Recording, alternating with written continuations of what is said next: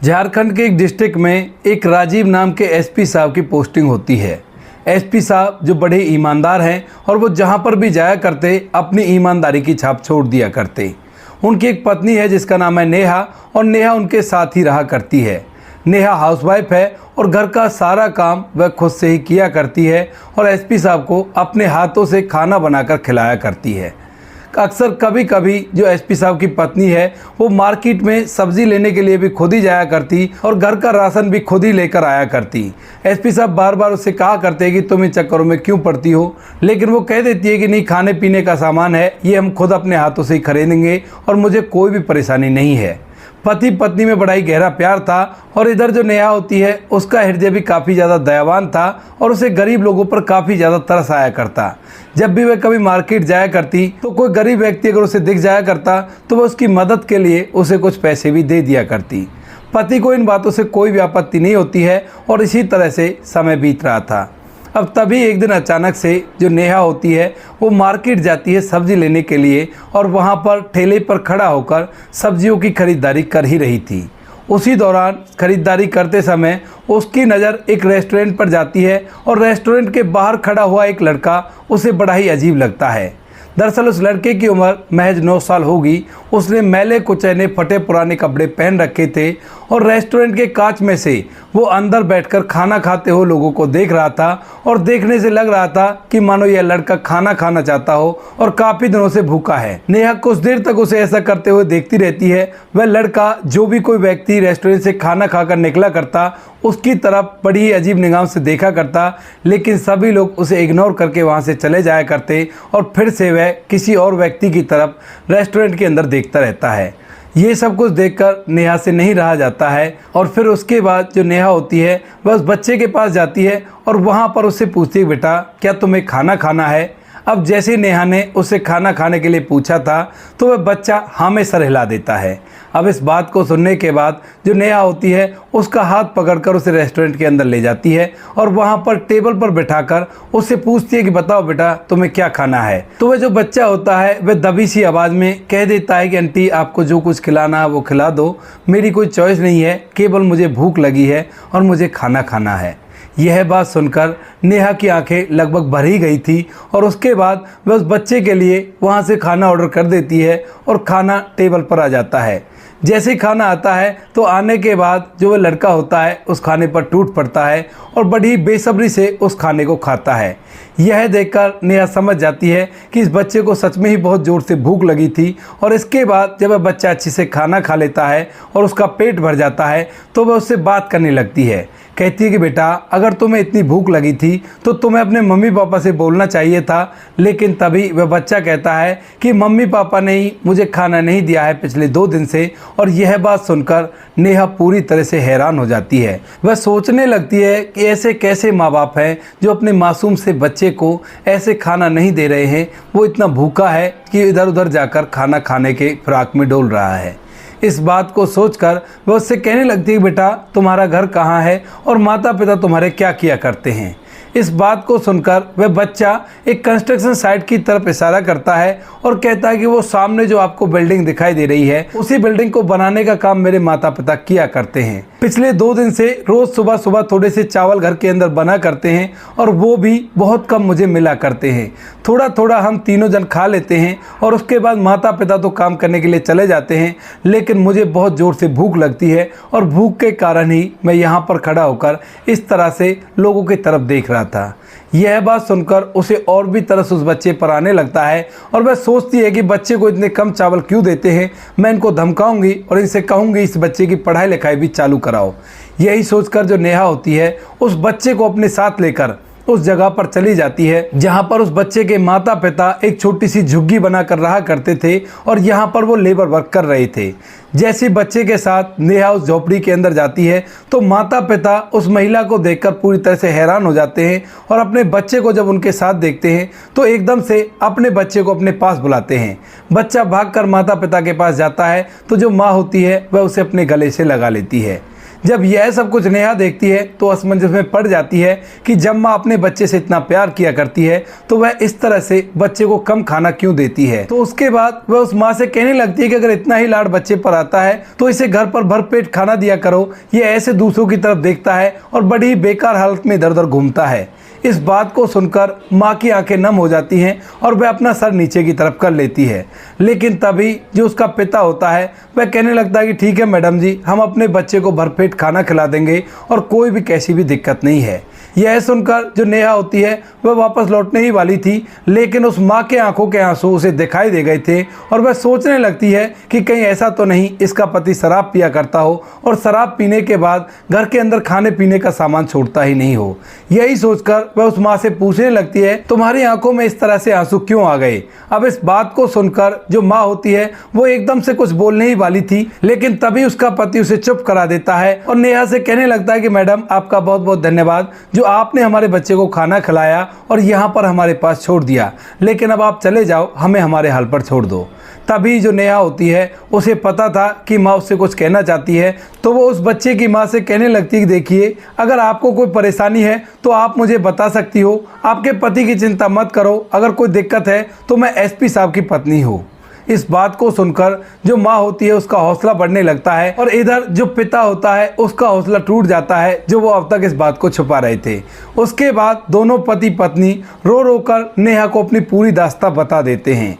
दरअसल जहां पर वो काम किया करते थे, जिस ठेकेदार के अंडर में, उसने पिछले 3 दिनों से उन्हें बिल्कुल भी पगार नहीं दी थी, बिल्कुल भी पैसा नहीं दिया था और इसी वजह से घर के अंदर भरपेट खाना नहीं बन रहा था। वह बताते हैं कि मैडम, हमने बार बार ठेकेदार से कहा कि हमारे खाने लायक पैसे तो दे दो, लेकिन वो हमें पैसे देते ही नहीं है। ये जो कुछ भी थोड़ा बहुत खाना बन रहा है ये इधर उधर से उधार पर लेकर पैसा खाना बना रहे हैं, लेकिन भरपेट खाना हमारे पास नहीं है।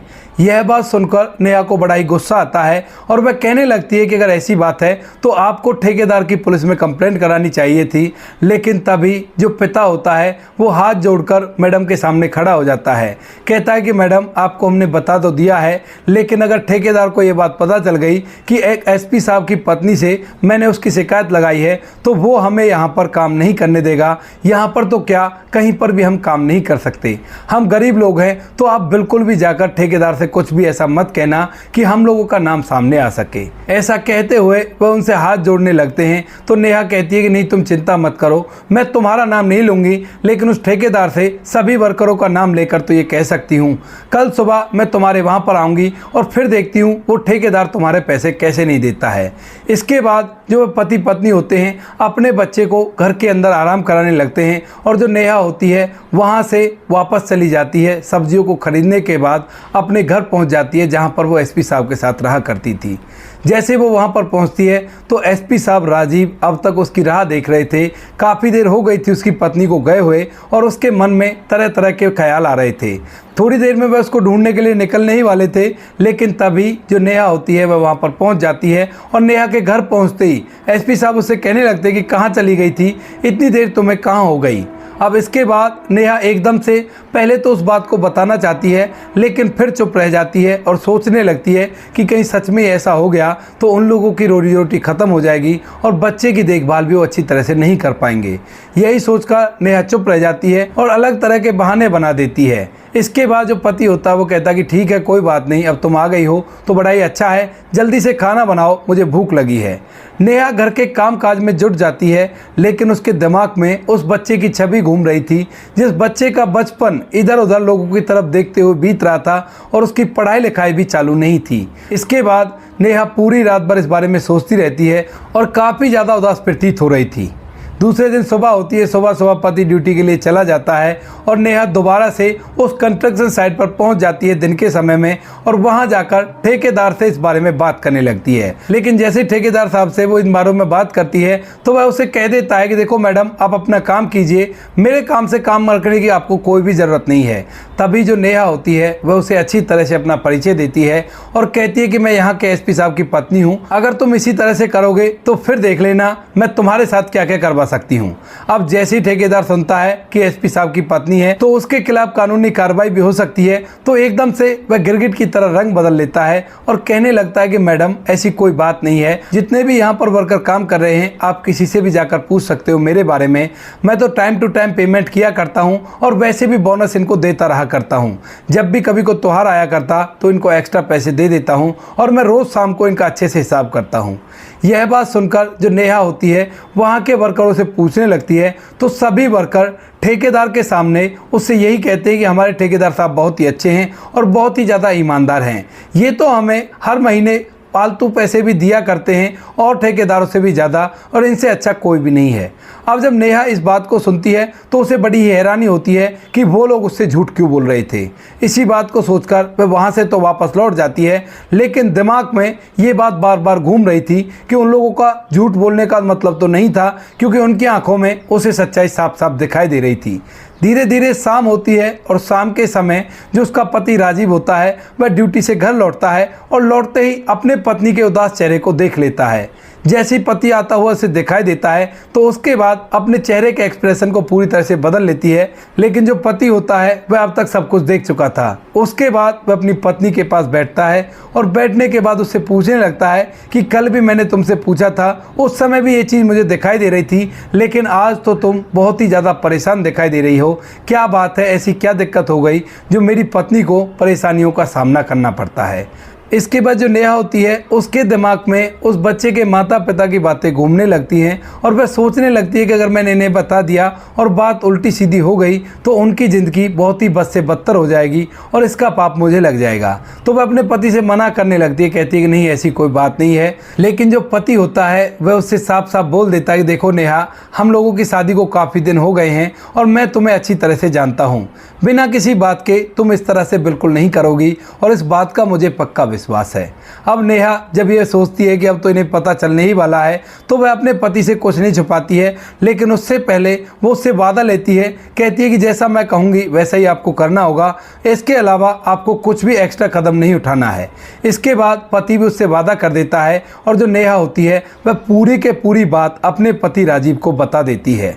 राजीव जो कि ईमानदार व्यक्ति था तो उसे भी इस बात को सुनकर बड़ा ही बुरा लगता है कि जिस शहर के अंदर उसकी ड्यूटी है वहीं पर ऐसा कुछ हो रहा है जिसकी वजह से उसकी पत्नी काफ़ी ज़्यादा परेशान है। तो उसके बाद जो राजीव होता है वह तो फ़ौरन के फ़ौरन उस ठेकेदार पर एक्शन लेना चाहता है, लेकिन जो उसकी पत्नी होती है वह उसे साफ साफ बोल देती है, देखो एक्शन चाहे जैसे भी ले लो, लेकिन इन लोगों के बारे में ठेकेदार को बिल्कुल भी पता नहीं चलना चाहिए।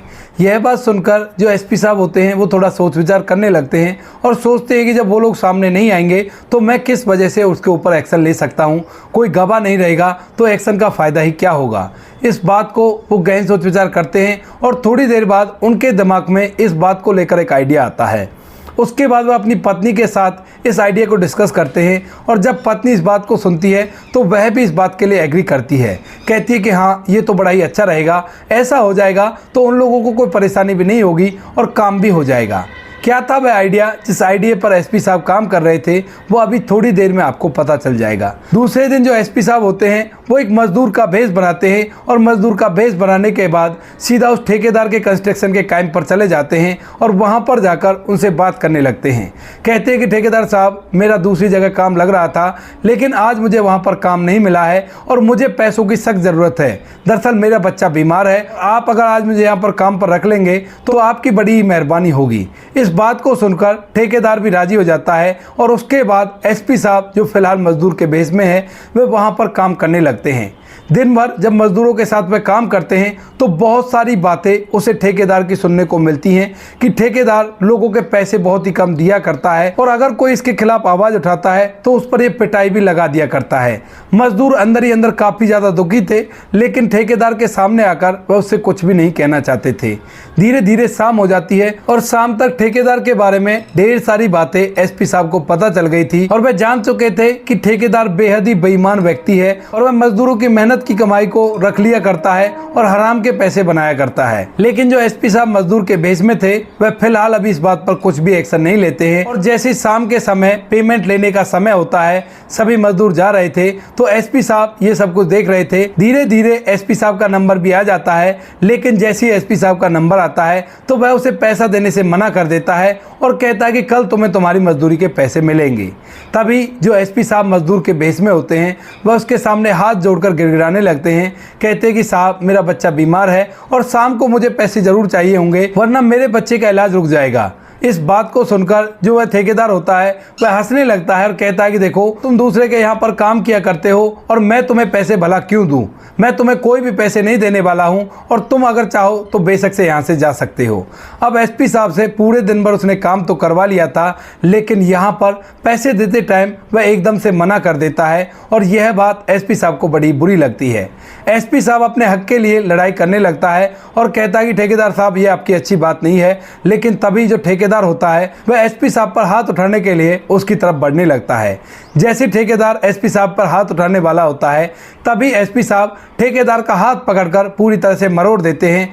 और जैसे एसपी साहब ने ठेकेदार का हाथ मरोड़ा था उसी दौरान कुछ वर्कर जो ठेकेदार के चापलूस थे वह एकदम से एसपी साहब के तरफ बढ़ने लगते हैं। लेकिन इतनी देर में कई गाड़ियां जिनके अंदर पुलिस बल मौजूद था वह आकर उस बिल्डिंग की कंस्ट्रक्शन साइट पर पहुंच जाते हैं। जैसे पुलिस वहां पर आता हुआ देखते हैं तो वो लोग तो पीछे हट ही जाते हैं और इन बातों को देखकर ठेकेदार भी पूरी तरह से हैरान था। तभी जो गाड़ी में से पुलिस निकलती है एकदम से एसपी साहब के पास जाते हैं और वहां पर उन्हें जोरदार सैल्यूट करते हैं। ठेकेदार ये सब कुछ देखकर पूरी तरह से हैरान हो गया था और इसके बाद जो ठेकेदार अब तक एसपी साहब को पीटना चाहता था वह एकदम से उनसे रहम की भीख मांगने लगता है, उनके सामने गिड़गिड़ाने लगता है। एसपी साहब भी उसका हाथ छोड़ देते हैं और ठेकेदार उनके पैर पकड़कर उनसे माफी मांगने लगता है, क्योंकि जब पुलिस वालों ने सैल्यूट किया था तो उसे भी ये बात महसूस हो गई थी कि जरूर ये कोई बड़े अधिकारी हैं और आज मैं इनके चुंगल में पूरी तरह से फंस गया हूं। इसके बाद एसपी साहब उस पर बिल्कुल भी रहम नहीं दिखाते हैं और इंस्पेक्टर साहब को आदेश देते हैं कि इसको पकड़कर फौरन से सलाखों के पीछे करो। ये मजदूरों का खून चूसा करता है और उनकी मजदूरी टाइम पर नहीं दिया करता है। इस बात को देखने के बाद आधे से ज़्यादा मजदूर इस बात से खुश भी थे और कुछ मजदूर इस बात से नाराज भी थे। कुछ वर्कर जिनके पास कुछ बैकअप प्लान था वो लोग तो इस बात से खुश थे, लेकिन जिनके पास कोई बैकअप प्लान नहीं था वो लोग इस बात से मायूस थे। यह बात कहीं ना कहीं एसपी साहब को भी पता होती है। इसी वजह से जब ठेकेदार साहब को गाड़ी में बिठाया जाता है तो वह हाथ जोड़ जोड़ कर एसपी साहब के सामने गिड़गिड़ाने लगता है और कहता है कि साहब मैं आगे से ऐसा बिल्कुल भी नहीं करूंगा, एक बार बस मुझे माफ़ कर दीजिए। इसके बाद जो एसपी साहब होते हैं वो कहते हैं कि देखो ये मेरे पास फ़ोन है और इस फ़ोन के अंदर जो कुछ भी तुमने किया था वो सारा कुछ रिकॉर्ड है। अगर इन फ्यूचर कभी भी मुझे तुम्हारे वर्करों के ओर से कोई भी शिकायत मिली या मुझे पता चला कि तुम अपने वर्करों को कम पैसा दिया करते हो या उनकी सैलरी रोका करते हो तो फिर देख लेना तुम्हारे साथ क्या होगा। एसपी साहब उसको ये कहकर इस कंडीशन पे माफ़ करते हैं कि वह वर्करों को कुछ दिनों तक तो फालतू पैसे देगा और वह कभी भी आकर वर्करों का घर भी चेक कर सकते हैं और उनकी दशा को उसके पीछे भी देख सकते हैं। यह बातें ठेकेदार को अंदर से हिलाकर रख देती हैं, लेकिन अच्छी बात यह थी कि ठेकेदार को उन्होंने छोड़ दिया था और जिन वर्करों के पास बैकअप प्लान नहीं था वह इस बात को देखकर खुश हो जाते हैं कि इस काम भी हो गया और ठेकेदार साहब अब यहाँ पर भी रहेंगे और हमारी भी रोजी रोटी चलती रहेगी। इसके बाद जो ठेकेदार होता है वह वहाँ पर अच्छी तरह से काम करने लगता है और जो एसपी साहब होते हैं बार बार जब तक उनकी पोस्टिंग वहाँ पर रहती है ठेकेदार को सबक सिखाते रहते हैं और इसके बाद से जो ठेकेदार होता है वह कभी भी मजदूरों की पेमेंट नहीं रखता है और उनको पूरे से भी ज़्यादा पैसे दिया करता है। उसने सभी ठेकेदारों से कुछ पैसे बढ़ाकर अपने पास वर्कर रखे थे और इस बात को देखकर सभी वर्कर अब सच में ही उसकी इज्जत करने लगे थे और अच्छे से उसके पास रहा करते थे। ठेकेदार को भी अकल आ गई थी कि ईमानदारी का रास्ता अच्छा होता है, तो इसी वजह से अब वे बेईमानी नहीं किया करते हैं। इसके बाद नेहा भी इस बात को सुनकर बड़ी खुश होती है और उस घर के अंदर वो लोग हंसी खुशी रहने लगते हैं। तो दोस्तों ये थी आज की कहानी। आपको कहानी जैसी भी लगी हो कमेंट सेक्शन में बता देना। वीडियो अगर अच्छी लगी हो तो वीडियो को लाइक और चैनल को सब्सक्राइब जरूर करें ताकि हमें थोड़ा सा हौसला मिले आप लोगों के लिए ऐसी अच्छे वीडियो बनाने के लिए। इन कहानियों को सुनाने का उद्देश्य किसी को परेशान करना बिल्कुल भी नहीं है। यह कहानी आपको इसलिए सुनाई जाती है ताकि आप लोग इन कहानियों में से कुछ ना कुछ सीख सको और अपने जीवन में उस चीज़ को अप्लाई कर सको। मिलते हैं किसी नेक्स्ट वीडियो नए टॉपिक के साथ, तब तक के लिए जय हिंद, जय भारत, जय हिंदुस्तान।